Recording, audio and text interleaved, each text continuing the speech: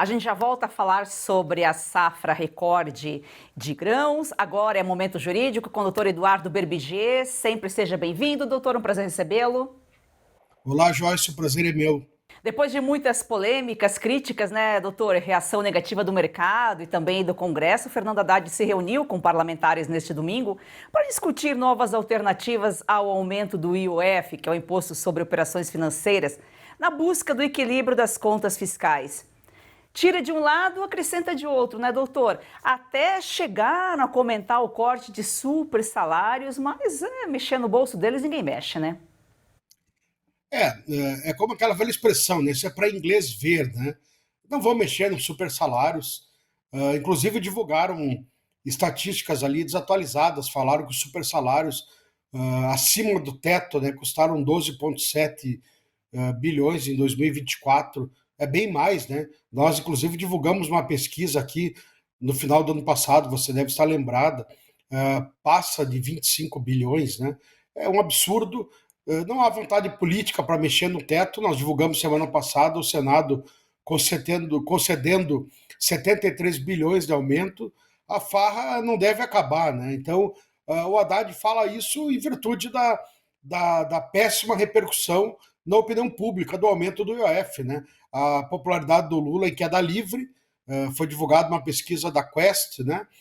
Mostrando que o Lula perdeu mais pontos de popularidade, inclusive mostrando aí pesquisas eleitorais, onde ele está em cenário de empate técnico com vários candidatos a presidente. Então, isso aí obriga o governo a tentar mostrar que quer fazer um ajuste sério, né? Falando em corte de custos, mas isso aí ninguém quer cortar custos, né? O legislativo não quer, o judiciário não, muito menos, né? O judiciário há muito tempo já demonstra que não tem compromisso nenhum com a população, né? Até porque não são eleitos, não precisam de votos. Então, o judiciário já falou, alguns representantes do judiciário já disseram que não estão nem aí para o que pensa a opinião pública, né? Eles querem o dinheiro deles e pronto. Então, tem o judiciário, não quer cortar, o legislativo também não, o executivo muito menos, precisa, né? Distribuir dinheiro, porque com a popularidade em baixa, a única moeda de troca que o governo tem é o dinheiro, né? Inclusive, saiu uma reportagem dizendo que com a popularidade em baixa, a conta fica mais cara. Então, o governo vai distribuir mais dinheiro por consequência. Distribuir dinheiro fica mais cara com o Congresso, né? Porque parlamentares aí já não querem nem sair na foto com o Lula, mas tudo isso é preocupante, doutor, porque quem paga a conta sempre é a população. E falando em superlativo, as superinvestigações do Supremo Tribunal Federal com poder concentrado em ministros, né? Conforme reportagem da Folha de São Paulo de ontem.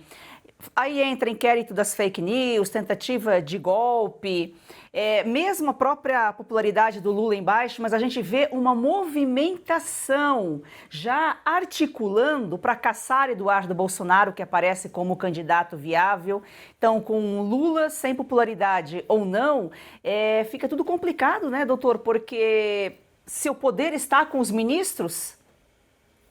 Nós vimos aqui, já falamos esses dias, né? O Supremo é o início e o fim de todas as coisas, né?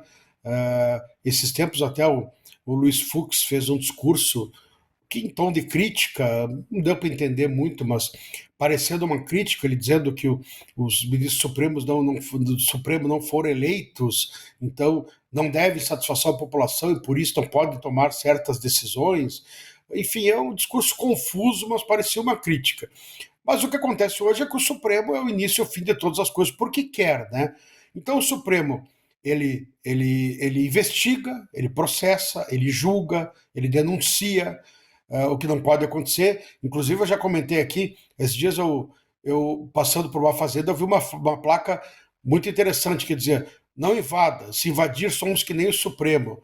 Nós investigamos, denunciamos, julgamos, condenamos e executamos, né? Então é o bom humor da população refletido o que o Supremo faz. O Supremo interfere em tudo, faz tudo. O Supremo não pode investigar, né? E o Supremo está fazendo isso. E o Supremo leva a sua mão pesada em várias coisas, né? O Moraes começou investigando o inquérito das fake news. Hoje, onde quer que o Bolsonaro esteja, o Moraes é prevento para analisar. E alguém tem dúvida que o Eduardo Bolsonaro vai ser denunciado por alguma coisa e vai ser cassado, vai ser impedido de denunciar as eleições porque ele está difamando o Brasil, digamos assim. O Lula falou várias vezes que ele falava mesmo mal do Brasil quando ele estava no exterior, em várias oportunidades, quer dizer, criticar o Brasil virou crime. Uma das razões do Bolsonaro estar impedida é porque o Bolsonaro, numa reunião com embaixadores, criticou o sistema eleitoral brasileiro. Quer dizer, então não podemos criticar. Então o Supremo agora virou o grande julgador, né? Tudo bem, o Supremo é a última instância de julgamento, mas virou o grande inquisitor da República, né?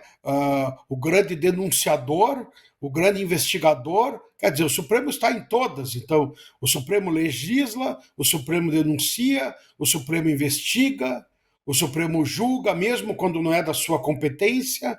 Então, o Supremo faz tudo. Então, nós temos 11 imperadores na República e alguns, como Moraes, que têm mais poder do que os outros ainda e que definem o que é democracia, o que o legislador da Constituição quis dizer.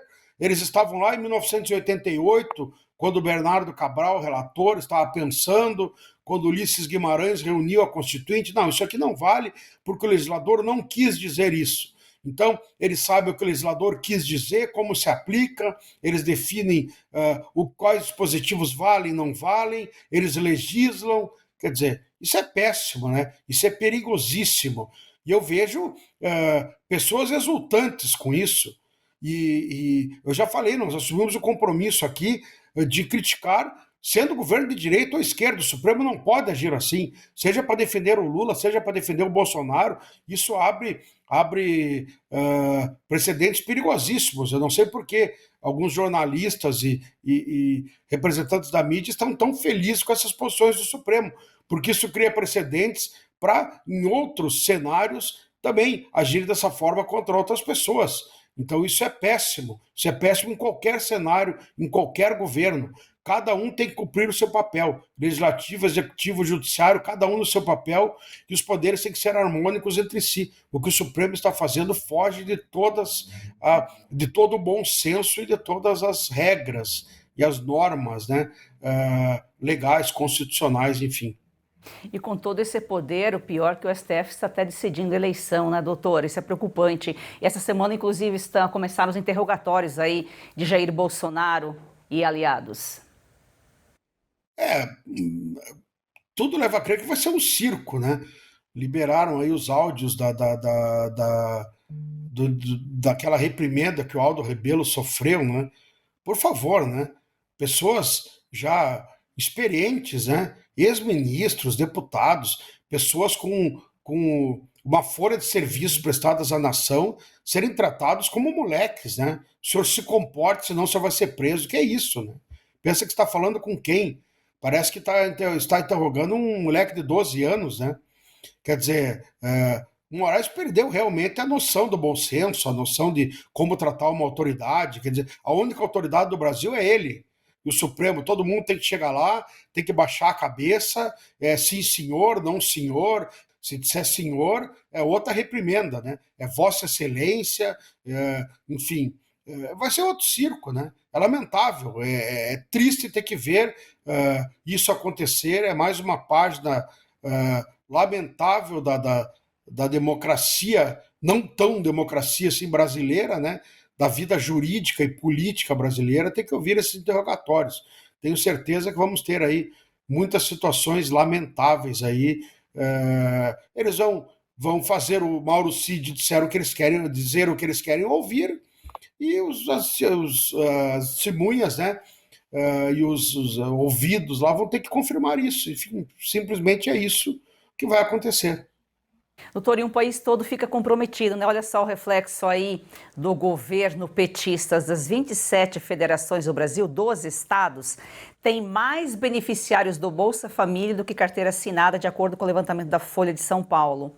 Todos no Norte e Nordeste. E esse crescimento desses beneficiários começou com a volta de Lula ao governo.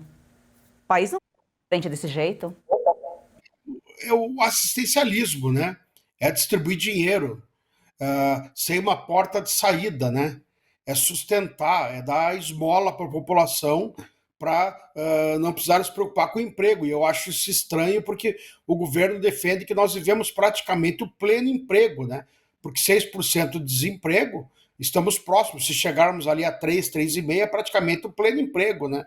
E onde que esse pessoal está trabalhando, né? Porque se temos em 12 estados, que é praticamente 50% da federação, né?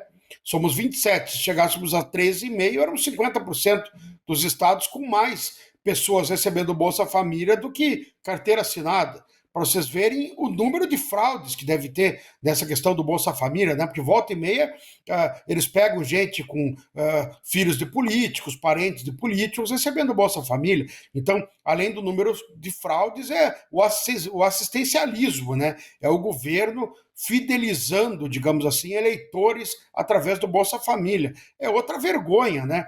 Aí nós vemos o governo distribuindo dinheiro, quer dizer, aí o presidente Lula fala em cortar incentivos de empresas, quer dizer, quer tributar mais as empresas, tem políticas de isenções que são essenciais para as empresas poderem competir lá fora e até para as pequenas empresas poderem vender para as maiores, quer dizer, ele quer tributar mais as empresas para distribuir dinheiro de graça, quer dizer, isso é uma vergonha, né? É uma política totalmente equivocada, está levando o nosso país à ruína. Nós temos aí inflação em alta, juros na estratosfera, quase com 15% a Selic, o Brasil rolando uma dívida com títulos da dívida pública a 15%, né? Enfim, todos os nossos indicadores estão péssimos. O Brasil perdendo lugar do ranking das economias, éramos oitava, já somos a 10ª. Onde que vamos parar, né? Depois são décadas para consertar os desmandos desse governo, né? Ô, doutor, e nesse pacote aí de notícias que inclui STF, o superpoder aí, os superpoderes dos ministros, o presidente do Google disse aí recentemente que o jornalismo investigativo e o humor correm risco de censura, e a gente tem visto isso realmente, né? Caso o STF não mude o entendimento sobre a responsabilidade das plataformas pelos conteúdos publicados por usuários. Censura, ditadura, que democracia é essa? Mas isso é óbvio, né, Joyce? E falavam tanto que a direita, né, o Elon Musk, mas isso todos as redes, né? O Zuckerberg, que é identificado com a esquerda, o presidente do Google, que é a Alphabet, é uma empresa também mais identificada com a esquerda, mas isso é óbvio, né? Se o STF continuar com esse entendimento, obviamente que a democracia corre risco, né? A livre manifestação, as manifestações, né, políticas, enfim, qualquer, né, manifestação nas redes corre risco de passar pelo crivo do STF, né? Tanto humor quanto política, enfim, qualquer manifestação. Qual é o risco? O presidente do Google está coberto de razão. E não é só ele que está falando, né? O mundo inteiro está repercutindo isso. O Brasil, hoje em dia, não é visto mais como um país onde a liberdade nas redes é absoluta, né? Todo mundo sabe que aqui existe uma fiscalização, um crivo, digamos assim, uma censura do Supremo Tribunal Federal. Isto não é novidade, né? Só a nossa esquerda aqui que acha que vivemos num mar de rosas, aqui numa democracia absoluta. Hoje em dia temos que cuidar muito com o que vamos dizer para não cairmos na malha do Supremo Tribunal Federal. O presidente do Google tem razão e é bom que ele, uma pessoa com tanta representatividade no mundo, fale sobre isso e espero que mais gente aborde esse assunto. Doutor, a semana começando agitada, né, em razão aí até do rescaldo das últimas notícias, semana passada, tomara que siga mais tranquila e que semana que vem nós voltemos aqui com assuntos mais amenos. Uma excelente semana para o senhor. Olha, Joyce, com essa turma que está aí nos governando é difícil, normalmente a turbulência com eles é garantida. Mas uma ótima semana a você e a todos os nossos telespectadores. Muito obrigado.